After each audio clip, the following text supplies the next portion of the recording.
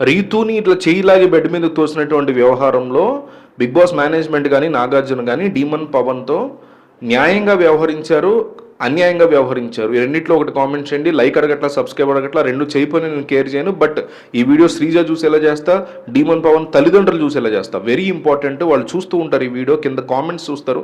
So miss అవ్వకుండా comment చేయండి. కనీసం 1000 కామెంట్లు టార్గెట్ పెట్టుకున్నాను నేను. దయచేసి వీడియో చూడడం, వీడియో కామెంట్ వేసాక వీడియో చూడడం డెఫినెట్లీ కంటిన్యూ చేయండి.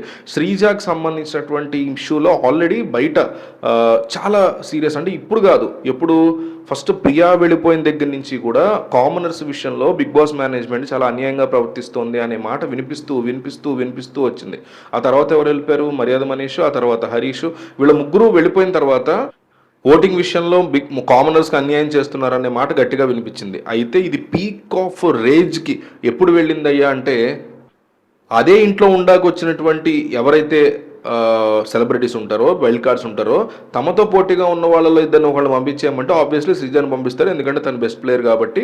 సో తనని పంపించేయడం దగ్గర ఇక పీక్కి వెళ్ళిపోయింది. ఇక జనం యొక్క కోపం, కామనర్స్ మీద మీరు ఇంత పగబడతారా, ఇంత దారుణంగా వాళ్ళు బయటికి పంపించేస్తారా, ఈ మాత్రం కామనర్స్ని తీసుకోవడం ఎందుకు, తీసుకోకండి. అగ్ని పరీక్ష లాంటి కార్యక్రమం పెట్టడం ఎందుకు, పెట్టకండి.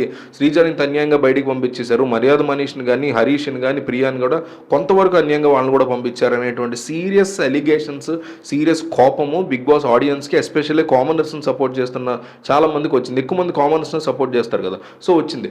ఇట్లా వచ్చినటువంటి క్రమంలో ఇది పీక్కి వెళ్ళిపోయింది. మళ్ళీ శ్రీజాన్ తీసుకొచ్చారు. శ్రీజాన్ రెండోసారి ఎలిమినేషన్లో మళ్ళీ అన్యాయంగా పంపించారని ఫీల్ అవుతున్నారు జనాలు.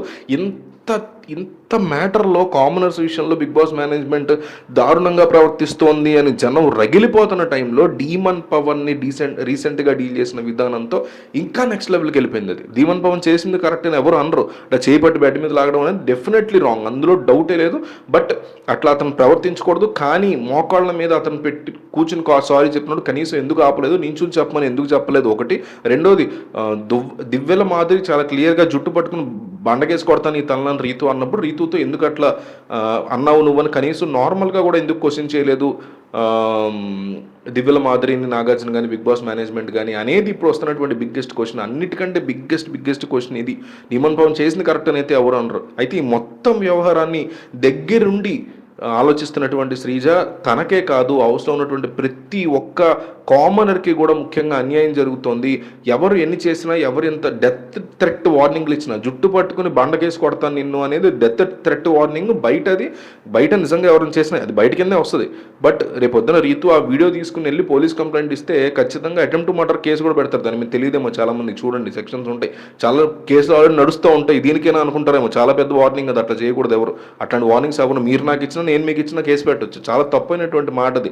డీసెంట్గా అండ్ కాస్త ప్రొలిఫిక్గా బిహేవ్ చేయాలి. సో అట్లా అనేసింది ఆవిడ, దాని మీద ఎటువంటి రియాక్షన్ లేదు. సో అబ్జర్వ్ చేస్తుంది శ్రీజ, వాళ్ళకి కావాల్సి వచ్చినట్టు వీళ్ళు ఇట్లా బిహేవ్ చేస్తున్నారు, అక్కర్లేని వాళ్ళతో ఇట్లా బిహేవ్ చేస్తున్నారు. ఎస్పెషల్లీ కామనర్స్ అండ్ సెలబ్రిటీస్ మధ్య తేడాని క్లియర్గా చూపిస్తున్నారు. అఫ్ కోర్స్ మాధురి కూడా కామనరే, బట్ స్టిల్ వచ్చినటువంటి థింగ్ మాత్రం సెలబ్రిటీ అయిన తర్వాతే కదా ఆవిడ వచ్చింది హౌస్లోకి.